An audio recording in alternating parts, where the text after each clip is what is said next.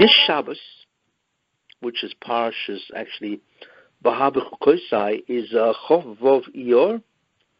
The Sphira is Yisoid Shabi Yisoid, and it happens to be the Yortzeit of Rav Moshe Chaim Luzzatto, the Ramchal, is this Shabbos. So what I want to do, because basically the Hashkafa system that I use, obviously, is based on the Ramchal for many, many years and so on. So I want to dedicate this year, Le'iloi Nishmosoi, that the Shiur should be for Aliyas Neshama of Rav Moshe ben Yaakov Chai. And he should obviously be a Meretz Yosef for all Klal Yisrael. Anyway, so that's the first idea. That this year is dedicated to Ramchal a couple of days before his Yortzeit. Since his Yortzeit is on Shabbos, therefore I choose to do it now. Now, what I'd like to talk about is basically what is on everybody's mind. What happened on Lag BaOmer, which is last Friday, Thursday night, Friday, was an unbelievable tragedy. Of course, we're talking about hundreds of thousands of people that were crowded together in Meron to celebrate the Yortzeit, the day of the passing of Reb Shimon Bar Yochai in Meron, where he's buried. And there was a tremendous tragedy, we know, that 45 people died. It's not clear what the circumstances were. However, whatever it was, this tragedy shook the entire Jewish people for many, many reasons. You know, I think one of the things that really moved everybody, it's not just that 45 people were killed, and many of them were young people, 13-year-olds. I mean, I do not know, obviously, who all the people that died. It'll be coming out, obviously, in many reports, papers, magazines, and so on.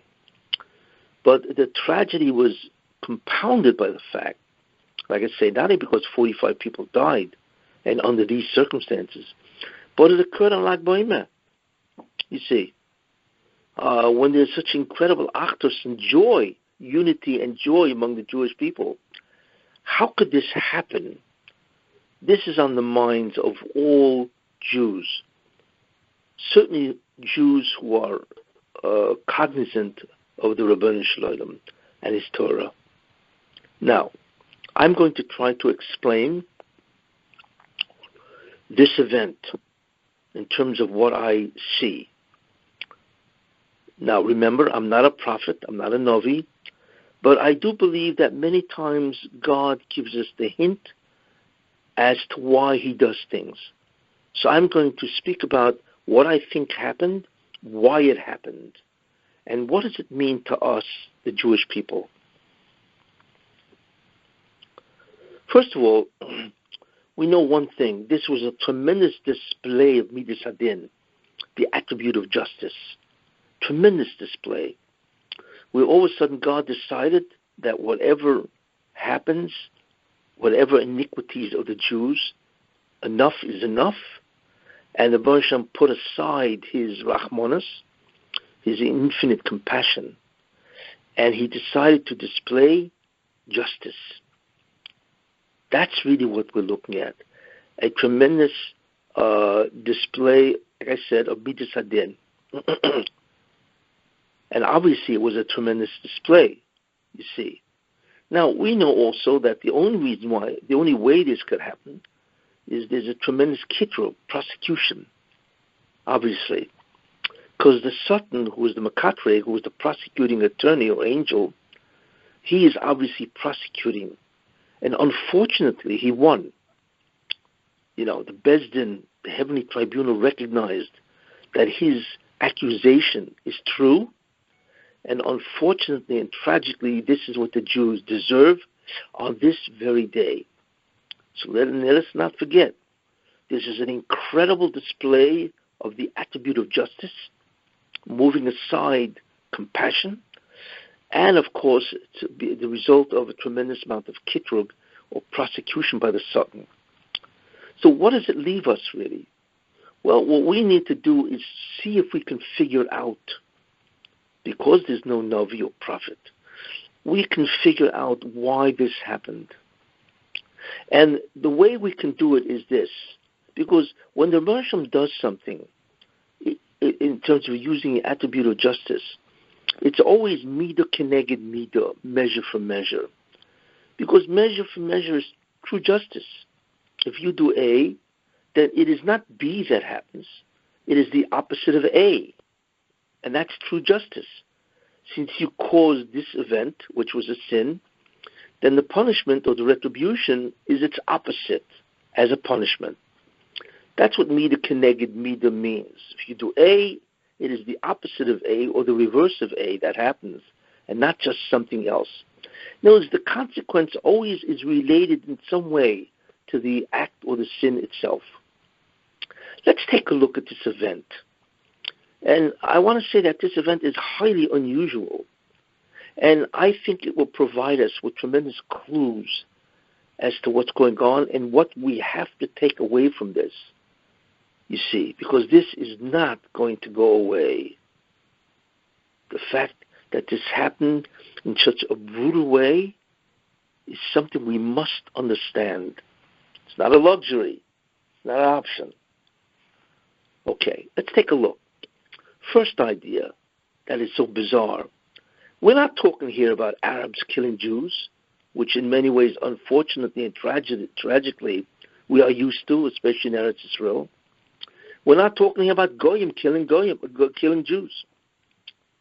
We are talking about Jews killing Jews, because that's what happened. The crowd, the huge crowd, moved forward, and I think what was happening is people fell, and then people walked over them, because the people in the back by the crowd didn't know that people had fallen, and therefore they just kept moving. So ultimately speaking, a Jew is killing a Jew. That's incredible. Not only is a Jew killing a Jew, but these Jews are basically Torah observant. They're Haredim. So you have Haredim, Torah observant Jews, killing Torah observant Jews. I mean, think about that. That's absolutely unimaginable. This is what we're witnessing. Not that, of course, that it's okay to kill a Jew if you're not Haredi, of course not. But the fact that the Rabbi Shem arranged where Orthodox Jews are killing Orthodox Jews, of course, inadvertently, why? Another question. 45 people? If one Jew had died in the crowd, that would have been an enormous tragedy. But 45 people? That's unbelievable. That's the third bizarre aspect of this event. The fourth bizarre aspect, which I had mentioned, is that of all days of the year, when does this happen? On Lag BaOmer.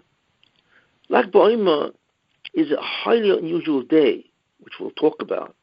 But certainly it's an incredible display of achdus, unity, tremendous joy, where Jews of all walks of life are there to commemorate and celebrate what the contribution of Rabbi Shimon Bar Yochai, what his contribution was.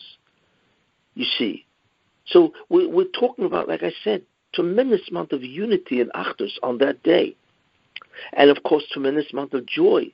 I mean, anybody who's been there witnessed the singing and the dancing and the enormous emotional high that everybody experiences in Lag BaOmer, walks away tremendously impressed. It's an extremely rare experience that happens in Eretz Israel.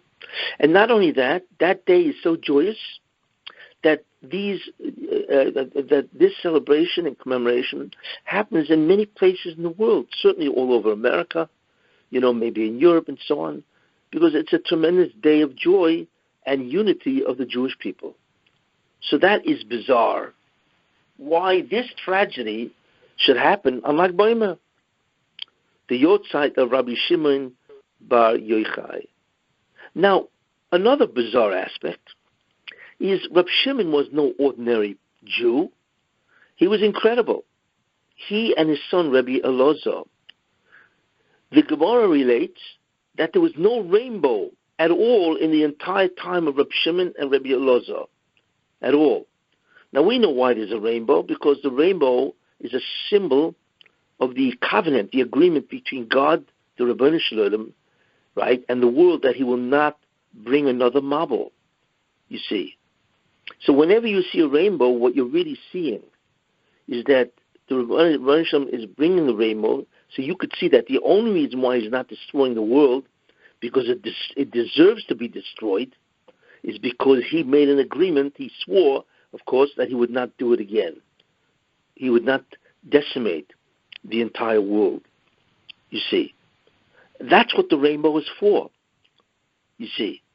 Now, it says, therefore, in generation of Reb Shimon, when he lived, there was no rainbow. Why?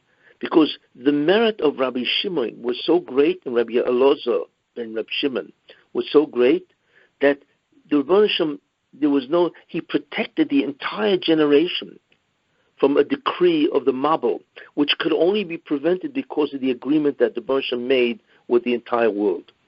You see, and the rainbow is a symbol of that.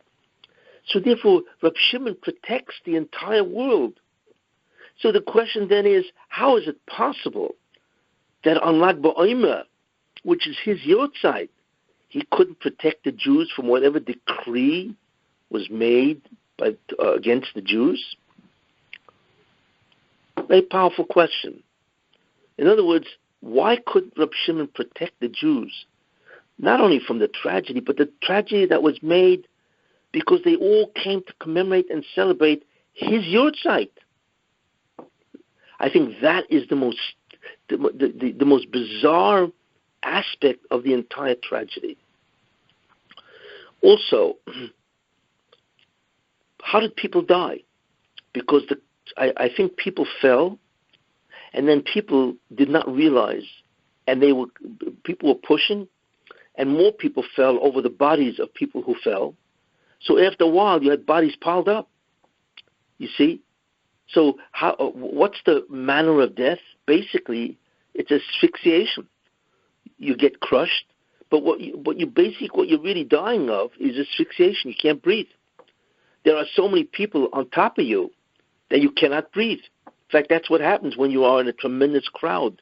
It's very hard to breathe because people are pushing against you. So can we see something?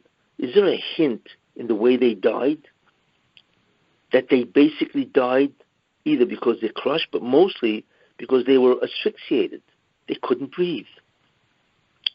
Those are the questions and the aspects of this tragedy which I believe reveal what happened.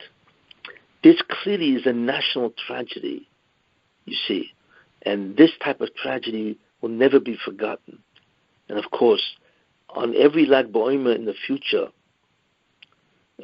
people will remember this tragedy. No question about that. Okay, let's see if we can figure out, based on these observations, why this happened. Well, in order to do that, we have to go back 2,000 years to Reb Shimon and his son Rabbi Elazar, ben Reb Shimon. There's a story brought down in the Gemara, the following, that Reb Shimon and Reb Yossi and Reb Yehuda were talking amongst each other. These are among the greatest of the sages at that time. They are Tanoim. They are people who are mentioned in the Mishnah, which Rabbeinu HaKodesh, Rabbi Yehuda Nossi, wrote hundreds of times. They are the major transmitters of the oral law. And they are obviously the major leaders of the Jewish people. And they're all Talmidim of Rabbi Akiva. Anyway, they were all sitting together, Rabbi Yehuda, Rabbi Yossi, and Rabbi Shimon. And they were discussing the Roman government, the actions of the Roman government in terms of what they contributed. And Rabbi Yehuda said, well, the Romans, they deserve a lot of credit. Why? Because they built bathhouses, marketplaces, bridges, things that people really benefit from. So therefore, their contributions are very valid. This is what Rabbi Yehuda bar Ilai said. Anyway, that's one. Rabbi Yossi heard, and he was silent. Rabbi Shimon heard, and he immediately disagreed with Rabbi Yehuda. And here's what he said. He said, no, of course these things benefited society. But that's only because that's what the Rebbeinu Shalom does. Even if a person is wicked, he will turn that wickedness into a benefit for society. What was the wickedness of Rome? Because they're into themselves, selfish. All of these things they did in order to collect tax, tolls, tribute, whatever. That's what the Romans were interested. They wanted money and power and control. So they built these things in order to acquire huge wealth. This is what Reb Shimon. So really what they did is not that it's evil, but their intent, of course, was evil in the sense that they want to get wealthy. Fortunately, the Rosham turns that into the benefit for society. This is what Reb Shimon said. Now, unbeknownst to all three of them, Rabbi Yehuda, Rabbi Yossi, and Reb Shimon, Rabbi Shimon's Talmud, Rabbi Yehuda ben Gerim, the Talmud of Reb Shimon, he overheard the discussion. And then he told it over to other people, his other students perhaps, his family. And that's what he did. That's what he did, you see. Now, that in itself, okay, that's what happens. He never intended it to go further, obviously, because this kind of statement, this discussion, is incredibly dangerous. And guess what? Somehow it leaked out to the Romans. This discussion of these three leaders of Judaism leaked to the Romans. And what they did is they decided, we're not talking about three average Jews. These are Jews which are leaders of the Jewish people, and that really concerned them. So therefore, the Romans decreed, that Rabbi Yehuda, who praised the Romans, they would honor and elevate him, which is what they did. So he became what's called the Rosh HaMedabrim, which means the major speaker. The second one, Rabbi Yossi, who was silent, they exiled him. They condemned him to exile. Rabbi Shimon, who criticized the Romans, they condemned to death. Can you imagine that? The Roman Empire condemned Rabbi Shimon to death. Obviously, Rabbi Shimon heard, and he fled. So first he was in the Beis Medrash where his wife was able to feed him and so on, but obviously that became very difficult. So Rabbi Shimon and Rabbi Elazar bar Rabbi Shimon fled to a cave in Pekian, which is in Eretz Yisrael. It's in the Galil. It's not far, really, from Meron. I saw that cave. It's very interesting. Now, what the Rebbeinu Shalom did, he performed a miracle. Because what was Reb Shimon going to eat? He was in a cave. So the Rebbeinu Shalom made a tree, a carob tree, bokse it's called, a carob tree, grow miraculously, and a spring of water sprouted miraculously. And believe it or not, Reb Shimon and Rabbi Elazar, his son, they lived in that cave for 12 years, eating from the carob tree and from the water from the spring, which is astounding. For 12 years, Reb Shimon had to hide out so as not to be killed by the Romans. Finally, after 12 years, and by the way, he learned with the Eliyahu HaNavi, of course, and basically that's where he completed the Zohar, the Kabbalistic text, you see. And not only that, when Reb Shimon emerged and Rabbi Elazar emerged, they were unbelievably spiritually great. And you will see that in a moment. Incredible how great they were. Because they had learned Torah in seclusion for 12 years. So they went out.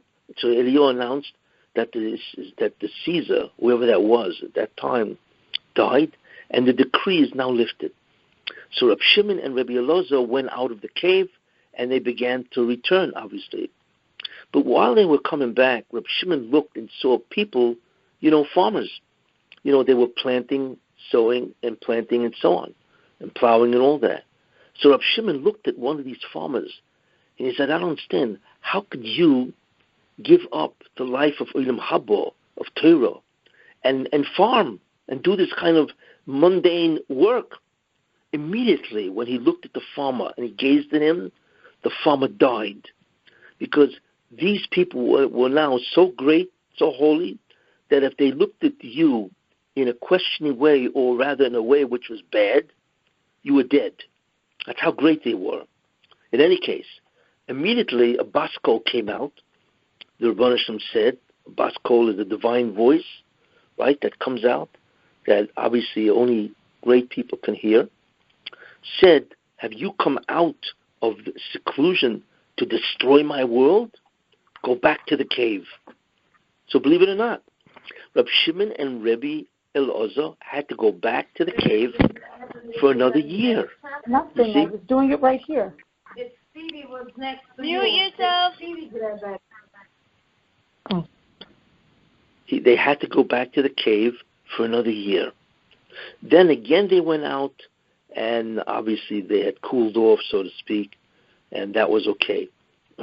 And Reb Pinchas ben Yoria, it's not clear if he was the father-in-law of Reb Shimon or the son-in-law of Reb Shimon. But whatever he was, it says that before Reb Shimon went into the cave, if Reb Shimon would ask Reb Pinchas ben Yoria, who was known, famous miracle worker, then the Pinchas ben Yoria would be able to answer Reb Shimon's questions with, I don't recall how many, either 7 or 13 answers. When Reb Shimon left the cave, if Reb Pinchas ben Yoria asked him a question, he was now able to answer Reb Pinchas ben Yoria with, again, either 7 or 13 answers. That's how great Reb Shimon was. You see, after the cave, we have no imagination of what he and his son were. In any case, so they were able to return. Now, this is a very important story. You see, why? Because what got Reb Shimon in trouble? Now it's true. It's interesting that Reb Shimon was right, that the Romans do things for evil, but God takes their actions and makes it come out good. And he was right. The Romans wanted to kill Reb Shimon. That was the evil. God turned it into good because Reb Shimon was in the cave for 12 years or 13 years, he was able to compose the Zohar, and he became incredibly great in Ruchnius. You see.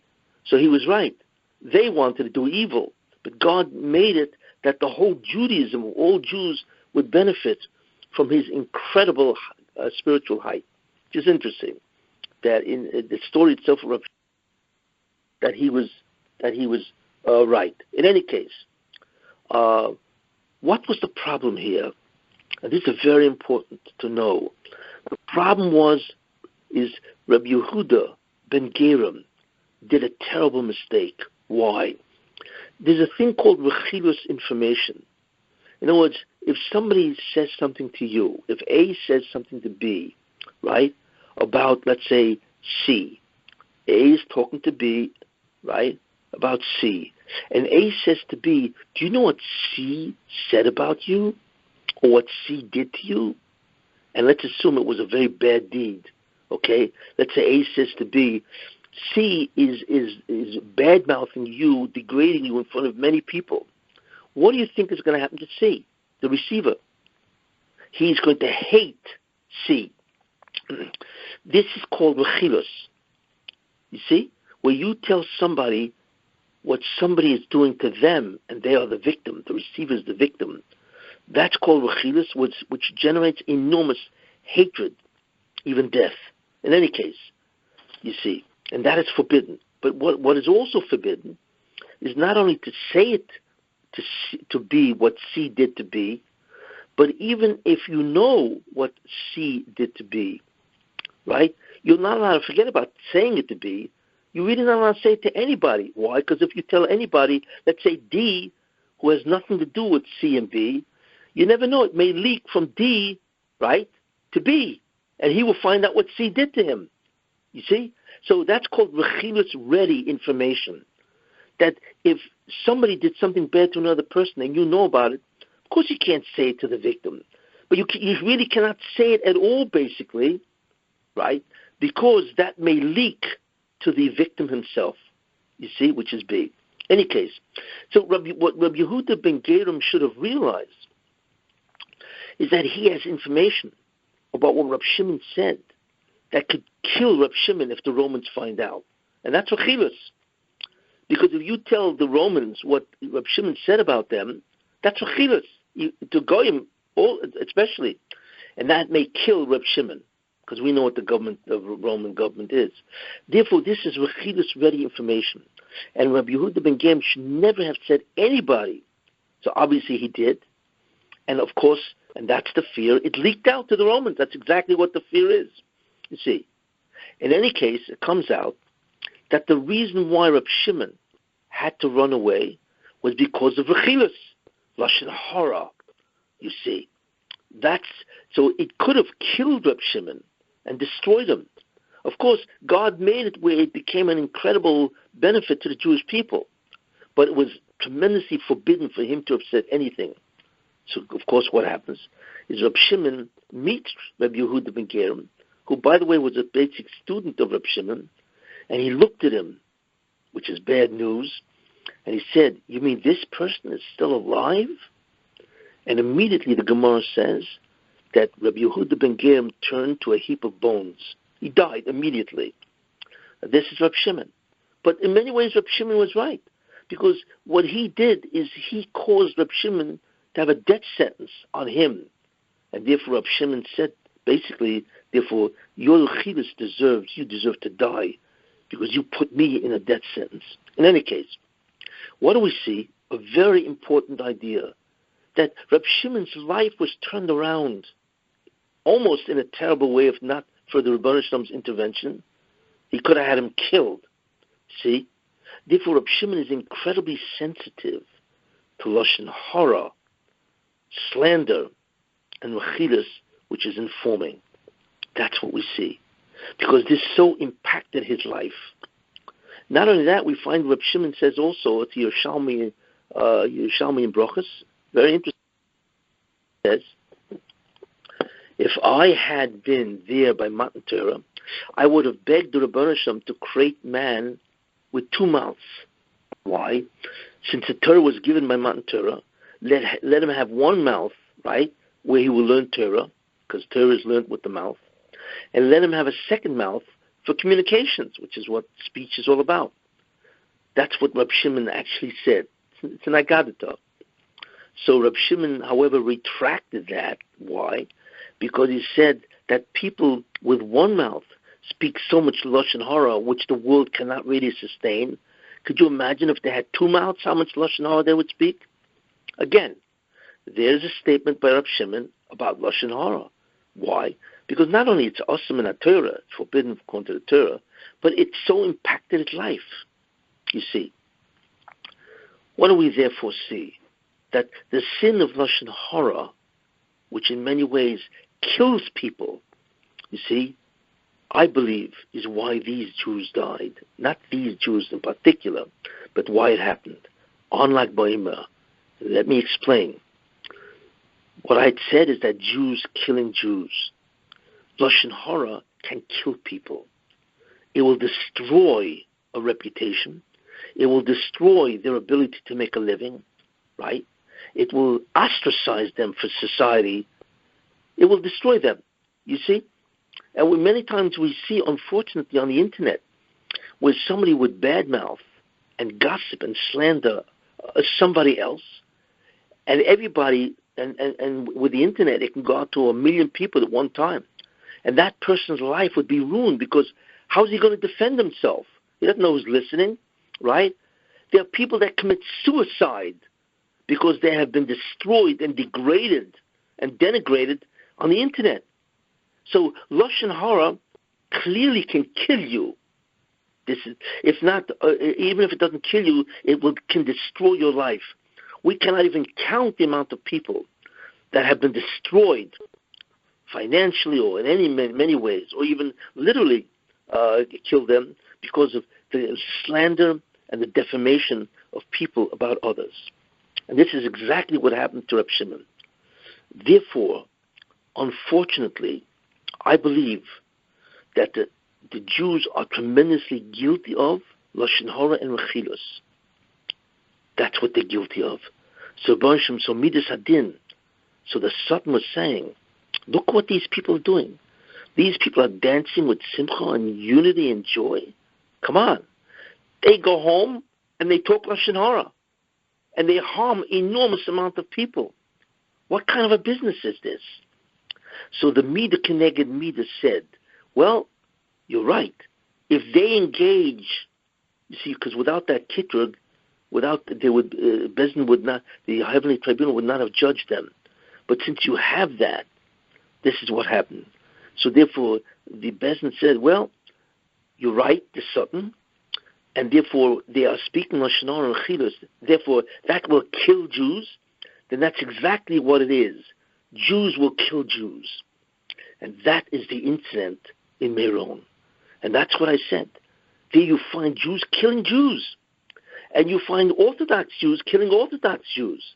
Why? Because their Lashon Hara is incredibly harmful. Why? Because they know the Torah and they are commanded not to speak slander.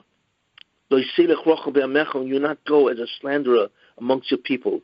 They are Torah observant. They should know better, you see. And we don't even know how much Lashon Hara and Rechilus is spoken by all Jews. Forget about the whole world. They are steeped in Lashon Hara through newspapers and magazines and books and talk radio and so on. We cannot even imagine how much Lashon Hara, slander and defamation is talking about.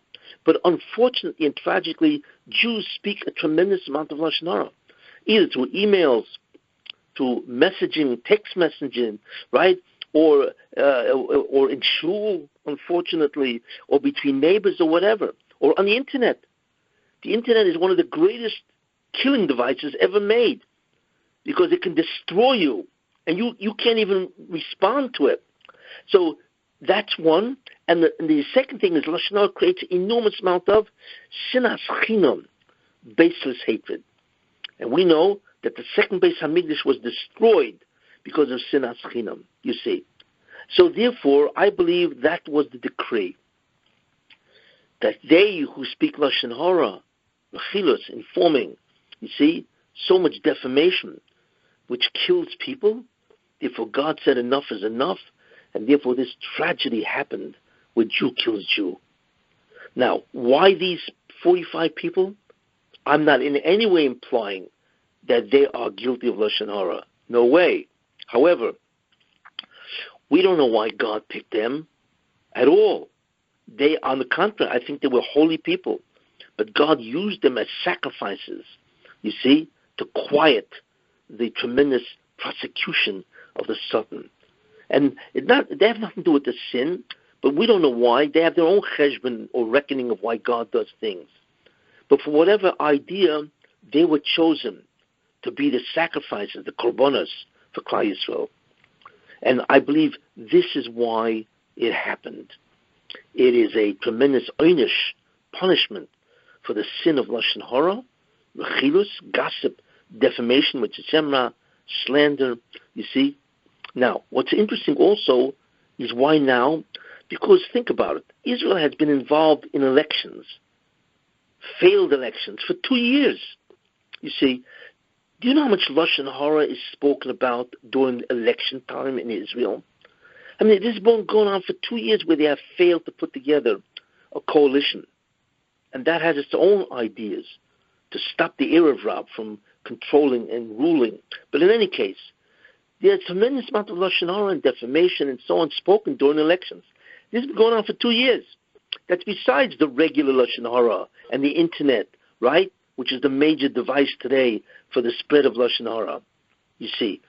So, as I say, Rabbi, there's a tremendous amount of Lashon Hara. There was also a lot of Lashon Hara this year from COVID they were blaming all the religious, that they were the spreaders, and they kept Yes, on but hold on. I don't want to skip. I don't want to lose my train of thought.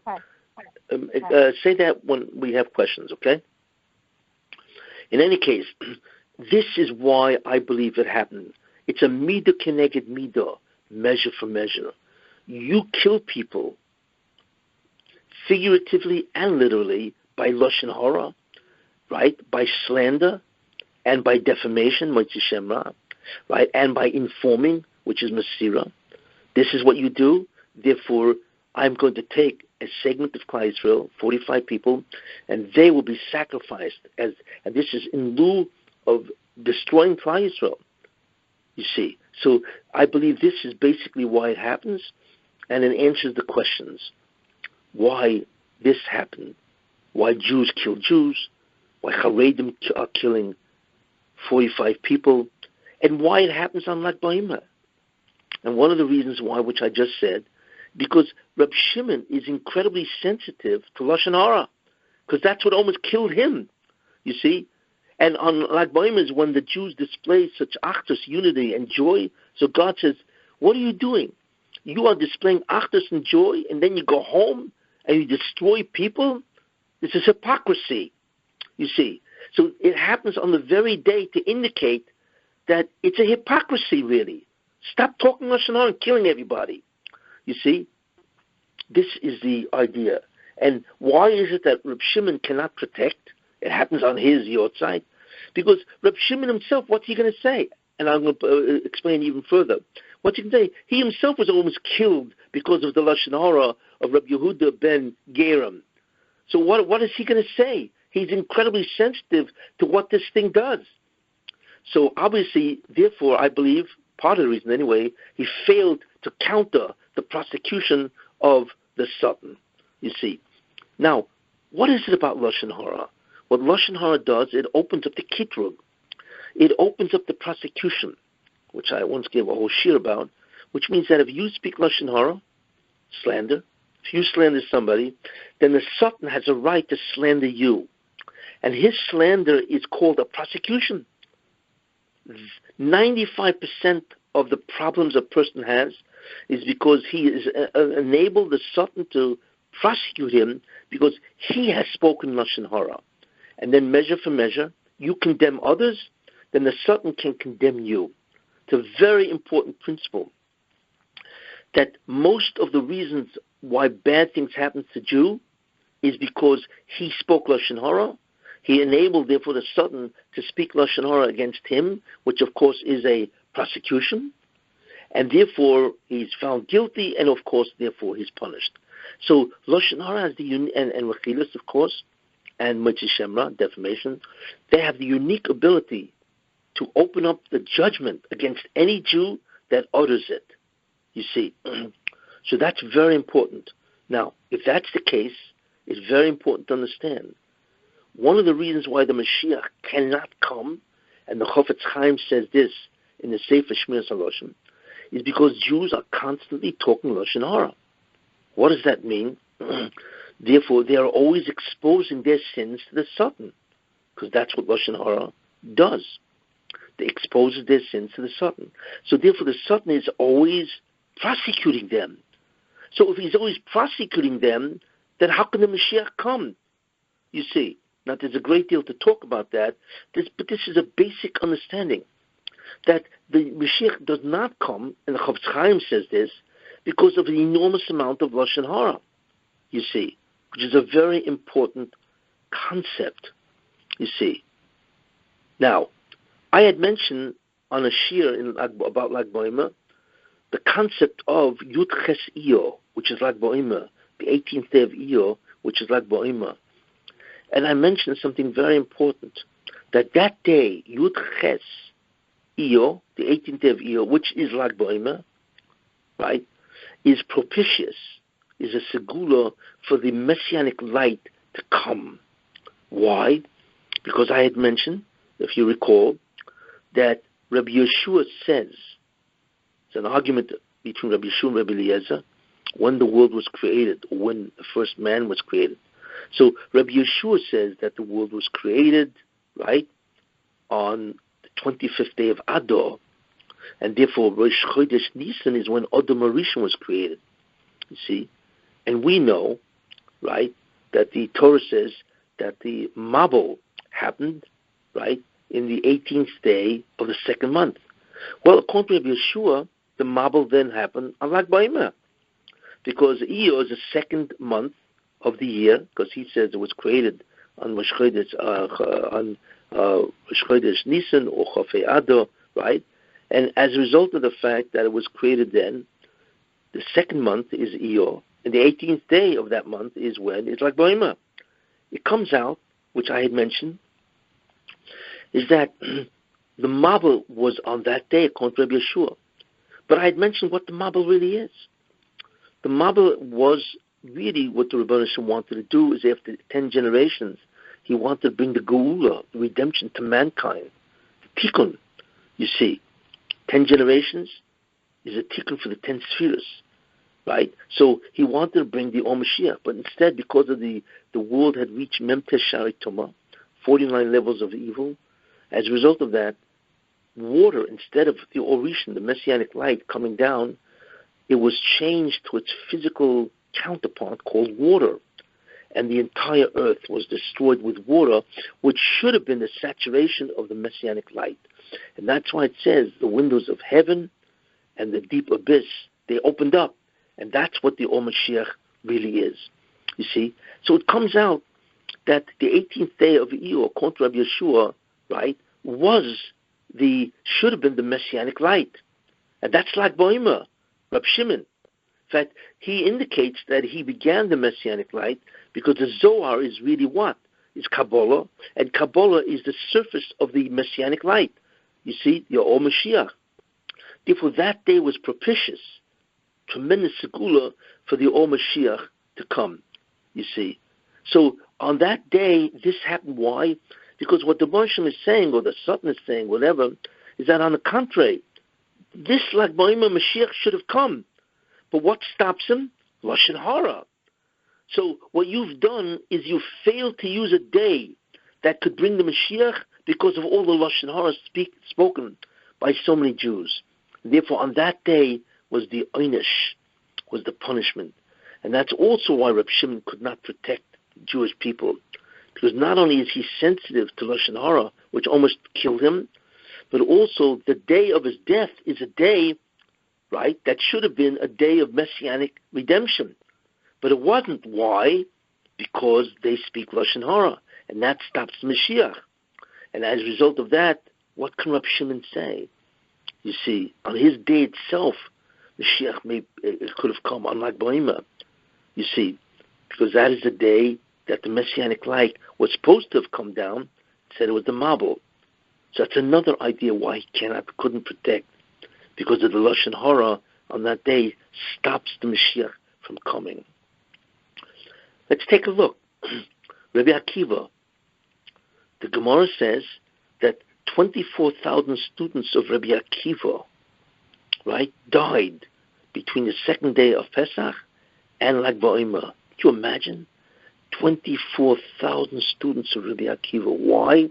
So the Gemara says, because they did not treat each other with honor and respect, which is terrible when you think about that.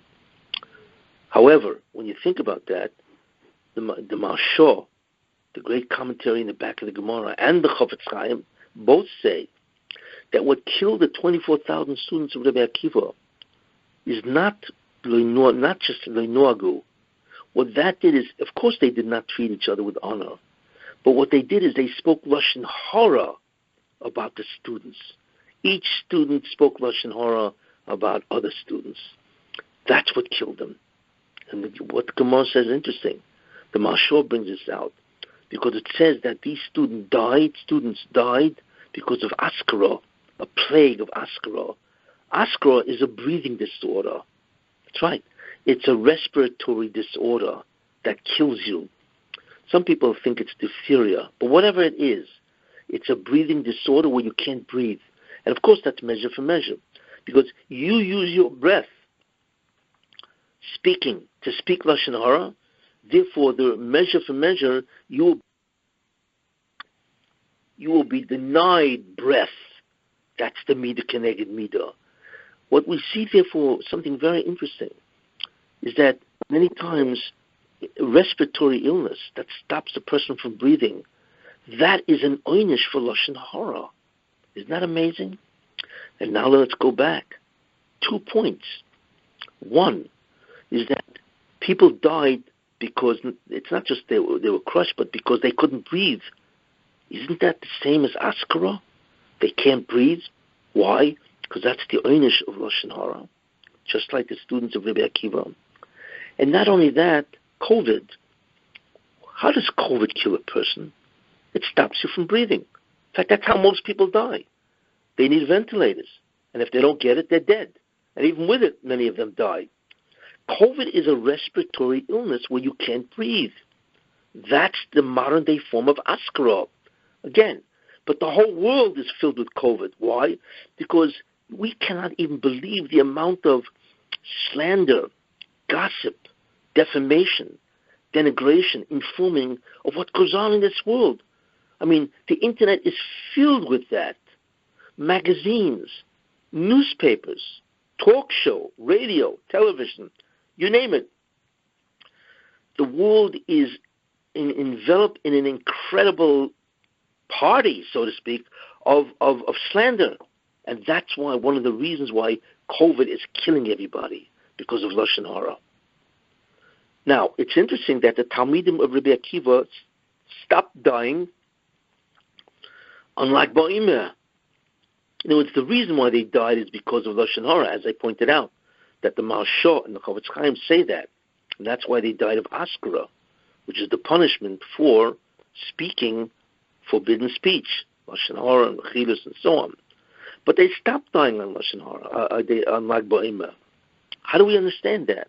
And the answer is because, in a certain sense, right, they were dying because of Lashon Hara, but since they started dying before, then Lag BaOmer became a refuah. You see, it was the kapara. Now that the day that the Mashiach has to come, right, so that still has a schus, that the Messianic light can come. And since the Jews already had a tremendous einish with the death of the students of Rabbi Akiva, therefore it could stop. But what stops the einish? It has to be a Messianic day. And in that merit, it stopped because the Jews had suffered for 5 weeks. Terrible what was going on, you see. So sometimes we see that Lag BaOmer is the reverse. In other words, if a person speaks Lashon Hara and he's punished, then sometimes Lag BaOmer can actually stop the pandemic or whatever, or the plague and so on. Now, I had mentioned that this year is dedicated to Ramchal.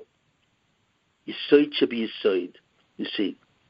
And there's Ramchal has a certain teaching, which is in the Tikkunim Chadoshim. Ramchal wrote a sefer called the Tikkunim Chadoshim, which is written in Aramaic, that has an incredible amount of profound secrets.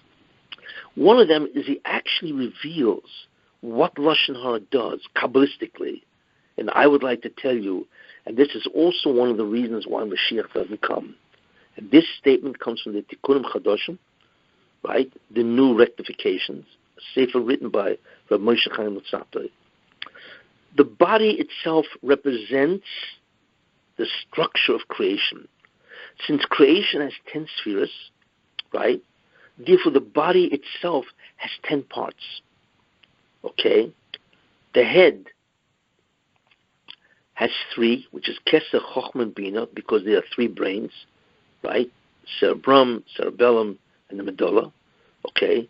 3 brains. So that's Kessin, Chochmah, and Bina. Then you have Chesed and Gevura, which is the right hand, right arm, and the left arm. You have Tiferes, which is the torso. Then you have the right leg and left leg, which is Netzach and Hoid. And then you have the genital area, which is Yisoid and Malchus. But the Ramchal says that besides the fact that the body has 10 parts, which are counterpoints to the 10 spheres, because the body is the model of creation, that's why we are at Tzelem Elokim. In any case, the head also has 10, because the head is the major part of the body, so it itself has 10 parts which resemble the spheres. What are they? Well, you have again the 3 brains, which is Kessin, Chochmah, and Bina, right? You have the 2 ears, that's 5. Then you have the 2 eyes, which is 7. Then you have the nose, which is 8, and the mouth and the tongue, which is 9 and 10. So the Ramchal says that the mouth and the tongue represent the sphere of Yesod and Malchus. Now Yesod takes from the energy, the incredible divine energy of all the upper 9, and pours it into the 10th, which is Malchus. And that energizes the entire creation, you see. So the Ramchal says something absolutely stunning, that when somebody talks Lashon Hara, since he uses his mouth, which is the tongue and the what, and the mouth itself, right?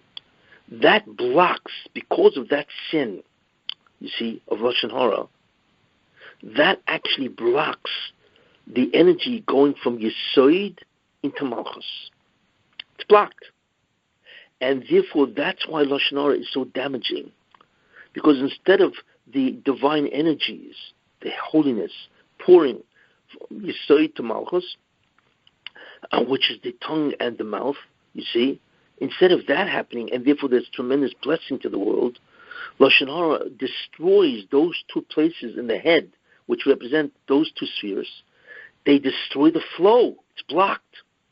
And therefore, Lashon Hara, in many ways, stops the incredible divine energy. And not only that, but if the energy is stopped, guess where it goes?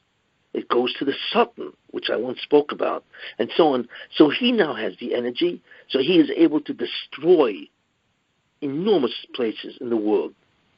Think about that. The whole concept, which I had spoken before, the whole concept of Yesod into Malchus, really, is the Pekida of the Mashiach ben Yosef. Because what happens is Yesod now joins with Malchus, and therefore the Yechida, which is the messianic soul of the Mashiach, is able to flow to the Mashiach ben Yosef. That's called the Pekida. But wait a minute. If Lashon Hara stops that flow, so that means there's no Pekida. Because that's the whole point, is that the energy should flow from Yesod and the Malchus. They join together, and that releases what's called the incredible messianic neshama, called the Yechida, which is the 5th highest part of the neshama of Adam Rishon, and it stops that from flowing to Mashiach ben Yosef, you see, and also, of course, Mashiach ben David. So that also is a way that the whole Geula, the redemption, is stopped. You see, so when you put, this is what the Ramchal says, it's an incredible revelation, secret revelation of why Lashon Hara is so damaging on a Kabbalistic sphere. What do we see therefore, right? We now understand. This, as far as and this is what I see. The fact how they died, tragically, those 45 people, how they died, in many ways reveals why they died, or what the oynish is, I should say, to Klal Yisrael. Remember, I have to repeat, they didn't die because of themselves. We don't know why God chose them. I believe they must have been tzaddikim. They were korbanos, like Nadav and Avihu. They died. Did they deserve to die? Well, on a certain level, yes, right? But they provided an incredible kapara, which is an atonement for the Jewish people. So I believe these people also were like Nadav and Avihu. But for the rest of the Jewish people, it was absolutely terrible, you see. And I believe it's because of the tremendous sin of Lashon Hara, which is slander, Rechilus, which is informing, Meitzi Shemna, which is defamation. I believe that those types of forbidden speech is destroying the Jewish people. Therefore, we must think about that. Lashon Hara is what's stopping the Mashiach. And I believe this tragedy is the punishment for the Lashon Hara, unfortunately, of the Jewish people. So therefore, it is incumbent upon us to be so careful, to learn the laws of Lashon Hara, to spread this idea. Very important. And therefore, as a result of that, I believe the Rebbeinu Shalom wants to bring the Mashiach now, not later, for reasons that I've talked about in previous lectures and so on. But he needs people to stop speaking Lashon Hara to do that. So could you imagine, in order to stop, to wake them up, he had to perform this terrible tragedy on Lag BaOmer? Terrible. in order to stop people from speaking Lashon Hara. So therefore, one must learn the laws of Lashon Hara. One must have to commit, be very careful, and to talk about it. Shmiras HaLashon is very important, and that's what will bring the Mashiach. This is my interpretation and understanding of what is going on, and I believe it is correct. Any questions?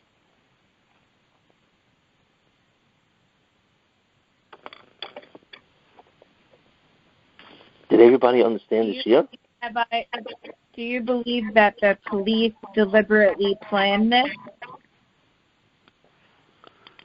What did you say? Do you believe that the police deliberately planned this? Because there were videos that were showing how, they wouldn't let them leave even though they saw what was going on, and the night before they took out all the cameras and I don't really know the exact event itself. That is obviously being investigated. I have no idea. But my gut feeling is I do not believe that was usually open. People may hate Haredim. Fine. That's one thing. That's terrible. But I don't believe that a Jew wants to kill another Jew. I don't believe that. Well, not all of the police at all, are doing. If the police in any way are guilty, and I have no idea if they are, for anything, it was because of gross negligence. What they should have had, which is what I think, but not really knowing the event itself, but just my thought is that there should have been loudspeakers, megaphones, because the most dangerous thing about a crowd is when the crowd starts to rush. Why? Because somebody is always going to fall. And therefore, at that point, people start falling over this person, you see. And everybody in the back of the crowd doesn't know, and they just keep pushing forward. The way to stop that, crowd control, is you need a megaphone, where somebody says everybody must immediately stop because somebody has fallen, and therefore people can get killed. I don't know if they had that at that point. You see, so I don't know. But I believe there had to be negligence for this. Yes. But, Rabbi, you know what happened? There was a gate on the bottom of the hill that's always open, and this year they closed it. So the people on the top were telling people to move back, and when they weren't, they were pushing, and the people in the back were getting crushed against the wall. And that's how it happened. And this is the first time in history it was ever locked. And why did they lock it? And they kept the police and open up. And so what? people were getting, their bones were getting crushed. Of course. Some people were not recognizable. Wow. I don't know. Yeah, I don't know. I cannot comment. I don't really know the event, but if that happened at all, it was gross incompetence and negligence for which they should be held totally accountable. But I don't know if I cannot say that they did this on purpose at all. I do not believe that a Jew will willingly kill another Jew. Yeah. The problem is, Rabbi, is that I saw literal videos. The police were beating up the Haredim that night. Like they were Hasidim they were police that were dressed up as Hasidim, and they were pushing them and stopping them from going. I don't know. Look, I hear what you're saying. I don't know if that's true. I have no idea. I cannot comment on something I don't know. People that were there were posting, so I was watching. I'm hoping that there will be a complete and total investigation. Amen. And whoever is guilty should be severely punished because it resulted in the death of 45 people. But I hope that Israel is honest enough and the police department is honest enough to recognize that it's possible that they were major contributors to this disaster and catastrophe. I don't know if that's going to happen, but I hope they have the honesty, integrity to stand up and say, if it was, which I don't know, that it's our fault or whatever, or partially whatever. But I don't know. Like I say, I have to wait for the investigation, what they will say. My comment is not on the event itself. It's on the meaning of the event in heaven. And that's what we have to take away. That is the essential message. Not to speak Lashon Hara, because that is preventing the geula, the redemption from happening. You see. Is it possible any of these neshamot that passed away were gilgulim from his students that had passed away? If it's possible, maybe. I don't know. Rabbi, we don't is know. it true that in every generation there's like 15 tzaddikim live chutz la'aretz, born in Yerushalayim, and another 30 outside? And it's very interesting that 45 is the number of the total tzaddikim that were killed. 45 were killed where? No, like the number of people that died were 45 people. And yes. I always learned that it always has to be, to keep the world continuing, 45 tzaddikim, 30 are either in Israel and... well, that's Lamed Vav, right? Not 45, right? The other way. That's Lamed Vav, 30 Does that have tzaddikim. something to do with it? No. What'd you say? There are 36 the number people, Lamed Vav tzaddikim, that sustain the entire world. Oh, 36? Not 45, 36. Lamed Vav. Sorry. That's okay. Wow. So, Rabbi, what was that Gemara that was going around about that? In the Sidra Rabbah. About what? From the Sidra Rabbah.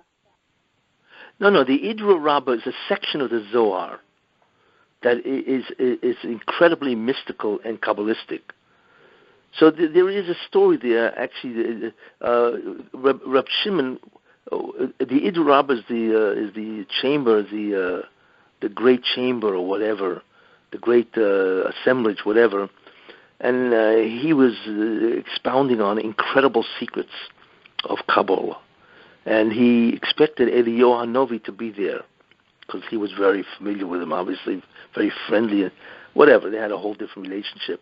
But in any case, so Eliyahu did show up, and Eliyahu said, by the way, I wanted to come earlier, but I had to save Rav Hamnuna Savo, one of the great sages, because he was imprisoned by the Romans. So I had to go and save him. I was commanded by God, by the Rabbi Shalom, to save him. So what did I do? I went there, and I pushed the wall down, and it killed 45 Romans, and I was able to save him. That's the Idra Rabbah, that Zoya, you see. So where they get that you use that just as a number because 45, I don't see any connection. Because it said something like Rabbi Shimon Bar Yochai in it. Yeah.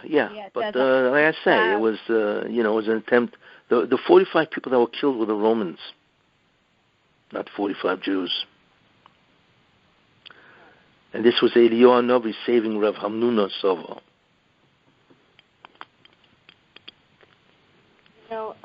They were looking at one of the boys, one of the men's Sidurim that passed away. Yeah. In his Sidur, hold on, I want to read it to you what it said. On top of the Sidur, it. Right information. No, because he was pulling out articles from the newspaper. Right. And what did it say in there? I forgot. Tell him. It was Elohai Neshama, and on top of the Elohai Neshama, let me find it because I don't want to say something that's wrong. I don't know where it was. Hold. Okay, whatever. Sure. So basically, this boy, he was a victim of the Meron, and he stuck a few quotes from the newspapers in his Sidur over the morning that before he passed away, to pray for the neshama. And before Elohai Neshama Shenatata Bi, he wrote, Chazar mi Meron halach lishon velo kam.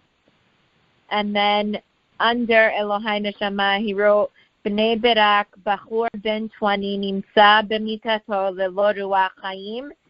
and basically he's also that same. He's 27. He also woke up and he didn't. He passed away.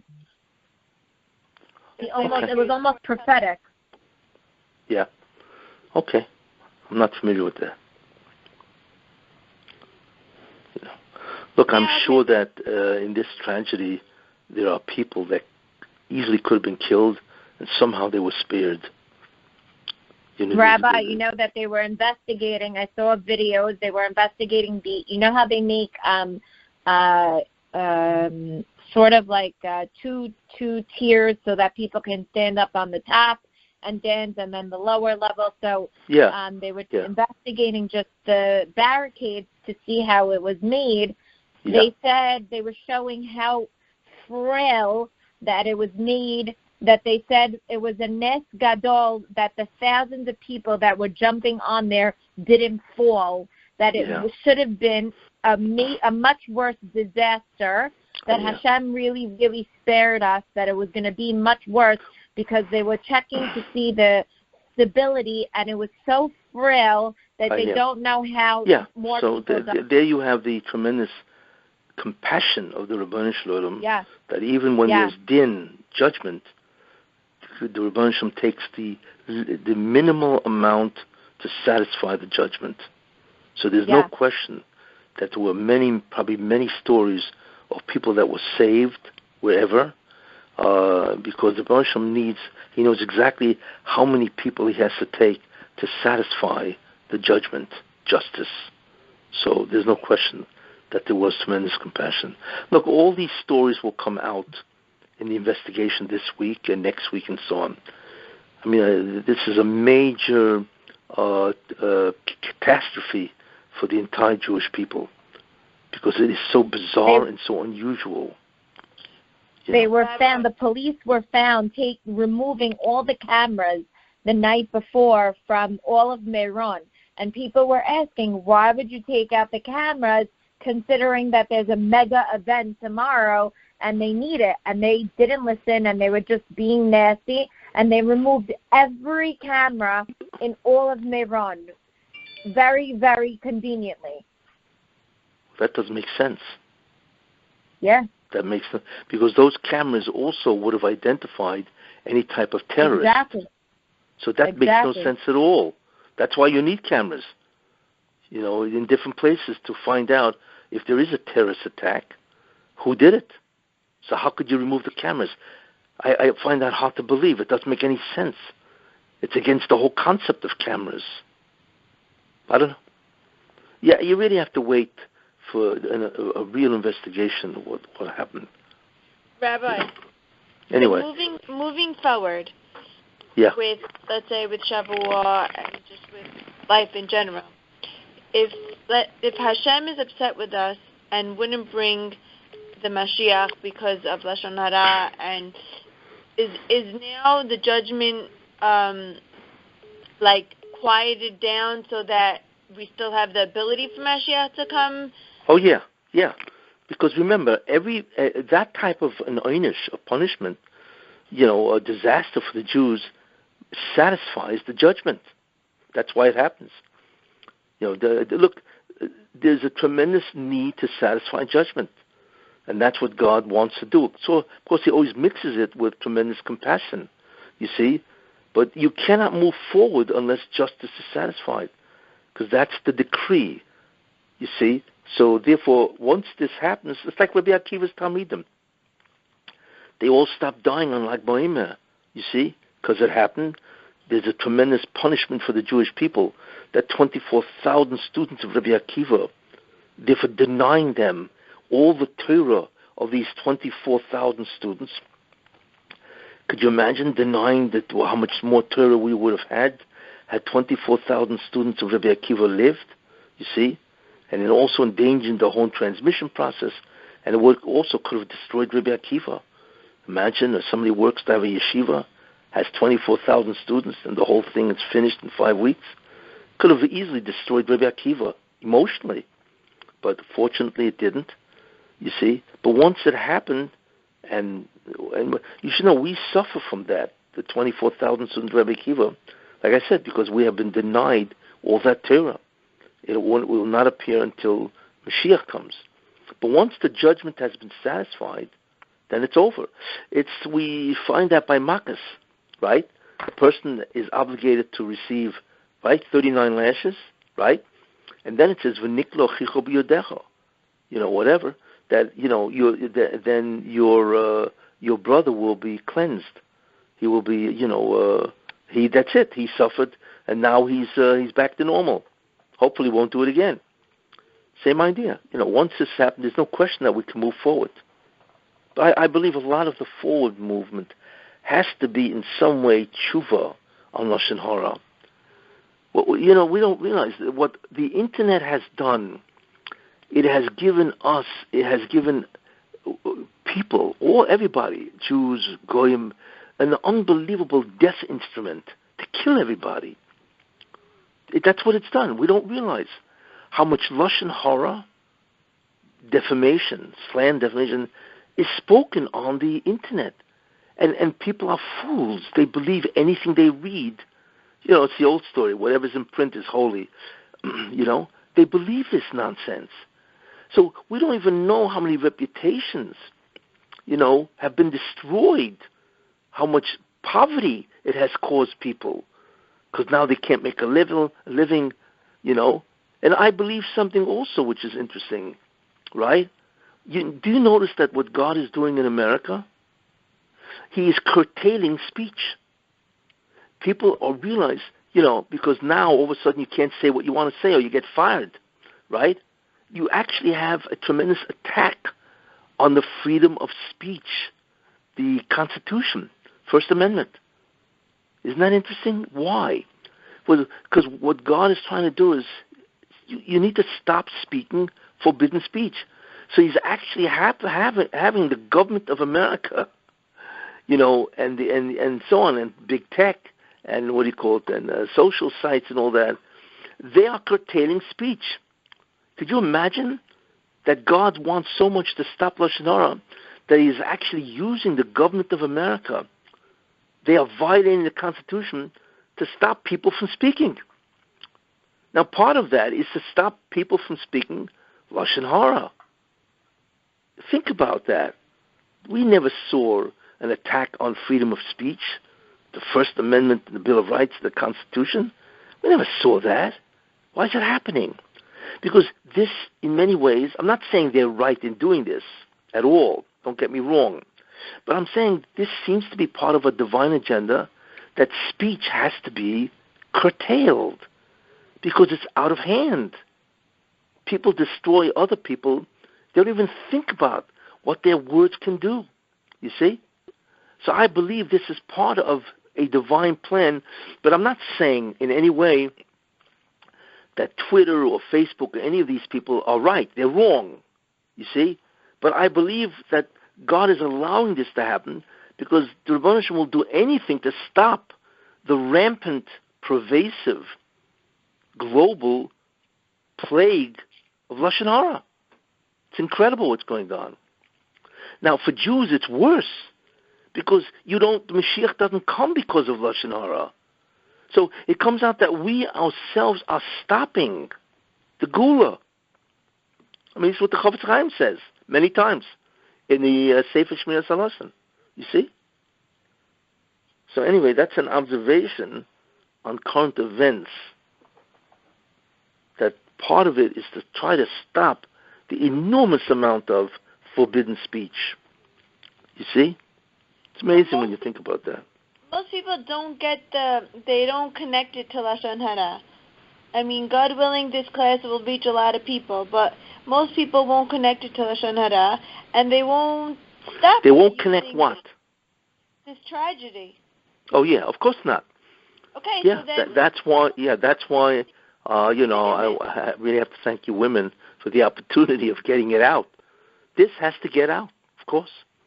Every Jew has to understand that we are stopping the Mashiach because we don't stop the Lashon Hara and the Rechilas. We don't stop.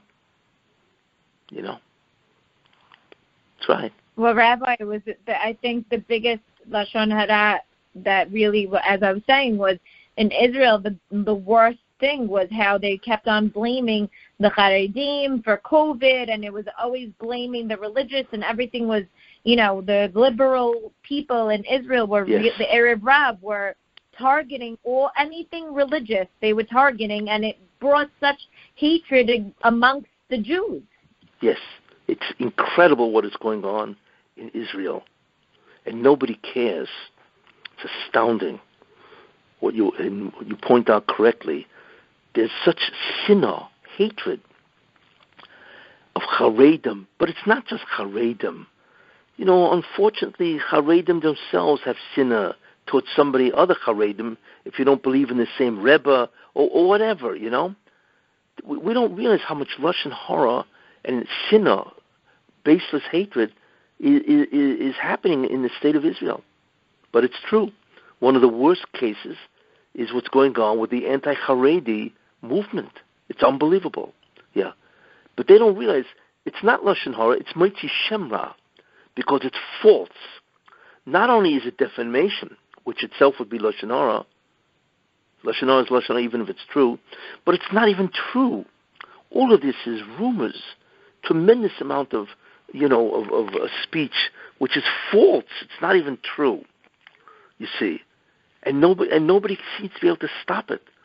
Tragically, God needs to bring an event like this, to stop it, So I feel that this Shiur, I hope it gets out to all Jews. Amen. They have to stop and think. Okay, we are killing ourselves. Rabbi, we are destroying the most important characteristic of Jews is achdut, is unity, and it's going down the drain. That's what's happening. So it's tragic that God has to use these 45 precious souls to make the point to the rest of the Jewish people. So what can we do, Rabbi, to try and spread this message for people to open up and understand what the real meaning behind this is, what Hashem wants from us? Well, what I would say, there are things that can be done. There's an organization called the Chofetz Chaim Heritage Foundation, right? And they are at the forefront. I mean, it's interesting that I inspired the growth, or rather the whole founding of that organization, which I'm incredibly proud of. But you could donate some money to that organization because the priority that they have is to stop Lashon Hara. So that's one thing you could do, Then the main thing that everybody could do is get yourself an English copy of Chofetz Chaim. There are many now. There are many copies, There's one called The Laws of Lashon Hara and Mechilus. It's called Dvash Uzov in Hebrew, which is an excellent book, is to read that book, to think about it, and even to say it over at the table on Shabbos. You could say over one halacha or two halachas. And it would certainly be unbelievably meritorious to learn 2 halachas a day. Just 2 halachas. And there's all kinds of books in English. The Chofetz Chaim Heritage Foundation have printed so many books, and other people, about the laws of Lashon Hara. So I would say, learn them. That's the most important thing to encourage people to stop speaking Lashon Hara. So you have all these things you can work on,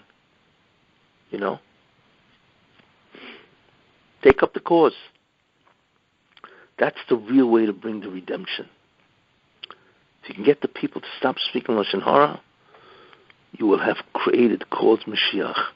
And I'll tell you something interesting. Imagine when the Mashiach comes, right? Imagine hundreds of thousands of people are going to gather to welcome him or to see him or whatever, right? And finally, somebody's going to ask him, right? What brought you? What brought you finally? We've been waiting for you for 2,000 years, because the exile of 2,000 years. The world has been waiting for you for 6,000 years. What has finally brought you? Do you know what the Mashiach is going to do? He's going to put his hand in his jacket. I assume he'll wear a jacket. And he's going to pull out a folded letter.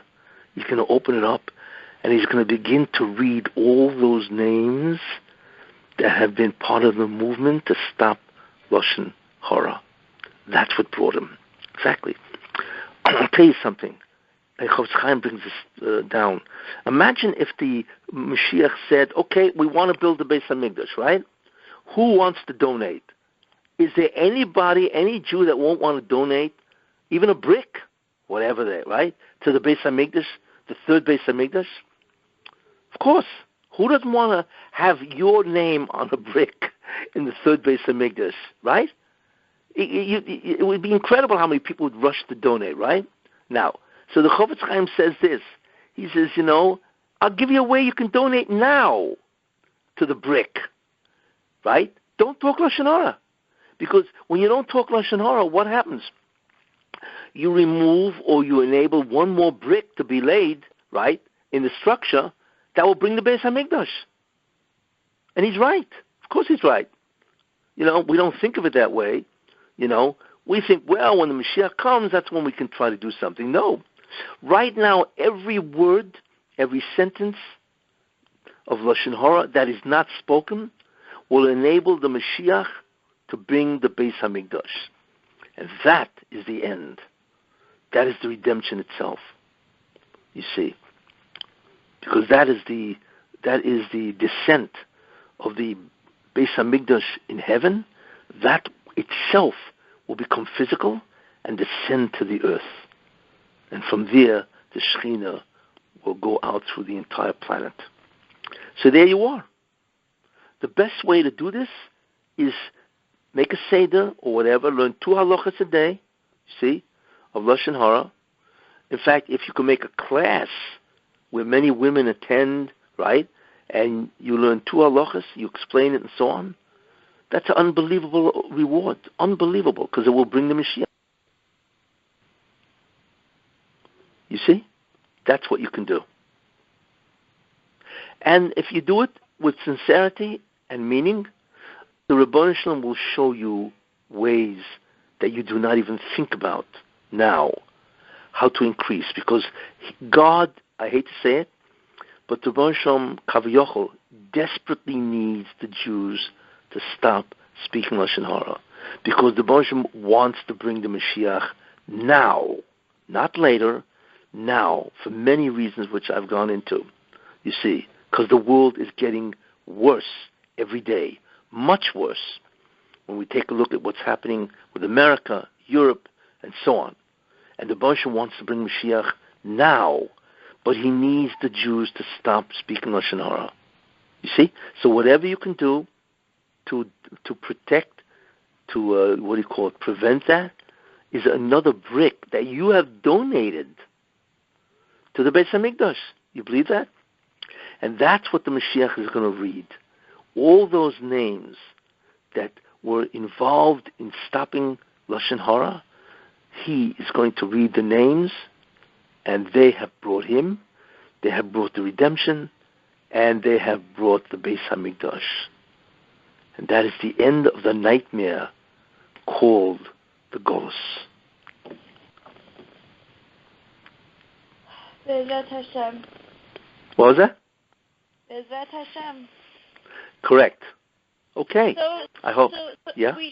Should we at the end of this tragedy, should we feel defeated, like that it's not coming anytime soon because we still have so much work to do, or do we feel like because of this they were korban, that it's closer? Like how? Like I feel like it's mixed emotions. Well, it is mixed because 45 people died. I think over 100, maybe 150 people are injured. Hopefully they will all survive. But even if they do, we don't know who will be permanently disabled. We don't know, you see, until the stats come out, you see. But the main idea is that, it was tragic.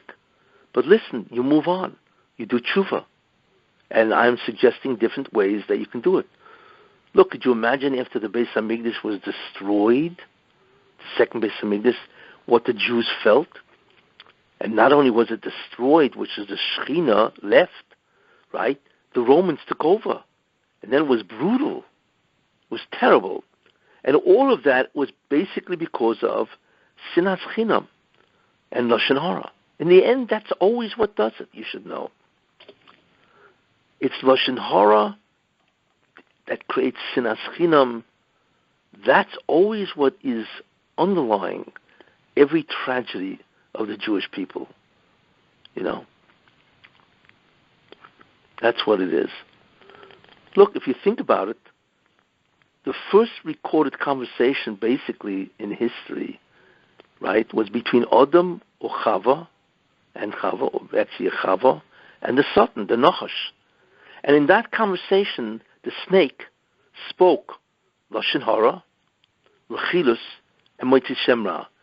In the first basic conversation recorded history, you know, besides God speaking to Adam, already there was Lashon Hara, Rechilus, defamation, informing, and also Rechilus, slander.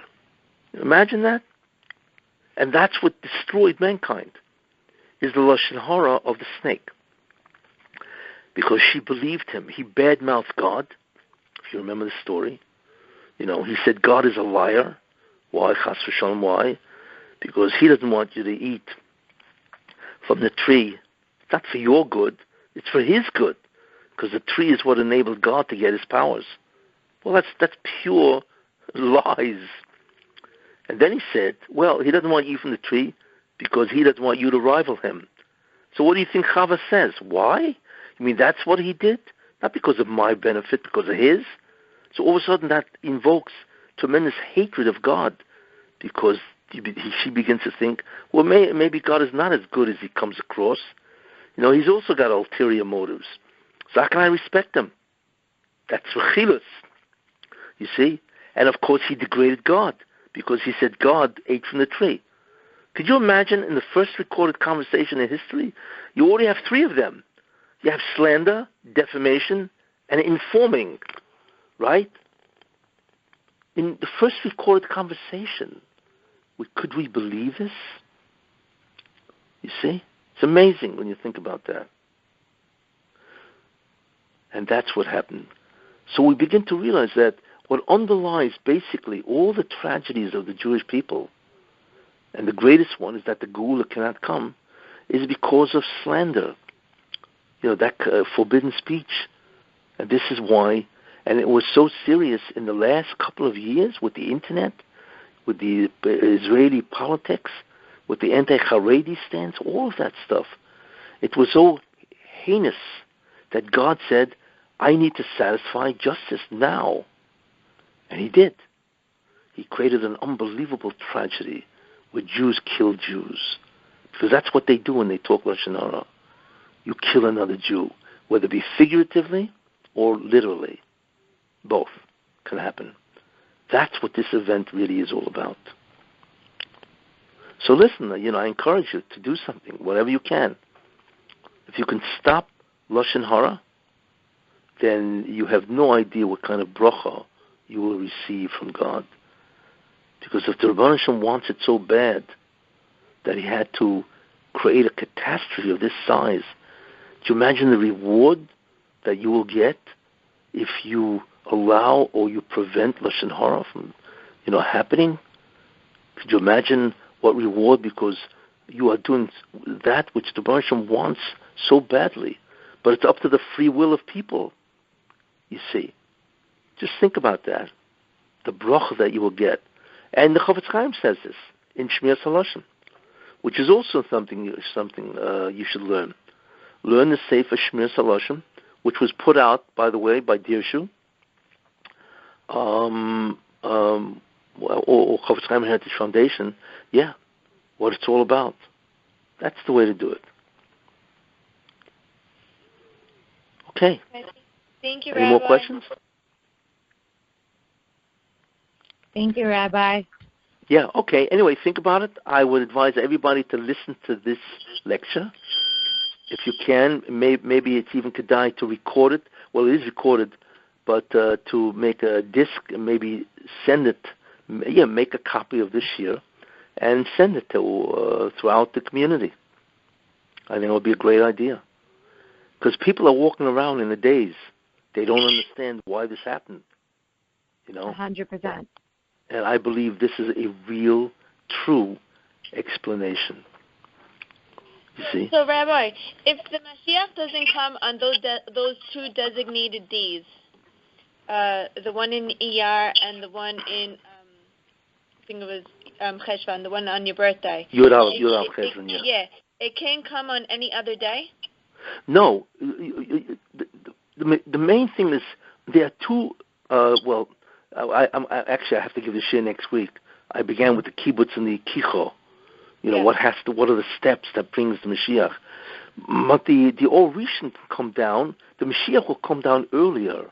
He will be here earlier than the Or Rishon, because he himself is an entire preparation. He himself has to get out of his prison, his klipa, as I said, and then the Jews have to do that also. You see. So ultimately speaking, it leads, of course, to the messianic light coming down, right? But that's the Beis Hamikdash, Hashlishi. That is the third Beis Hamikdash. You see? So it goes in stages or steps. So maybe those two dates, or one of those dates, whoever's the psak, Rabbi Eliezer or Rabbi Yoshua, whatever, the Or Rishon will come down then, but the Mashiach perhaps another day. But anyway, he has to come earlier, because like I say, there's a great deal of preparation that he himself and the Jewish people have to go through before the real redemption starts, which is the descent of the upper Beis Hamikdash to the lower world, this world. See what I'm saying? Yes. Okay, spread the word. And that, by the way, is a mitzvah. If you can, to make a copy of this and put it on a disk or a flash drive or whatever, and mail it out to every family in Deal or Brooklyn, who knows.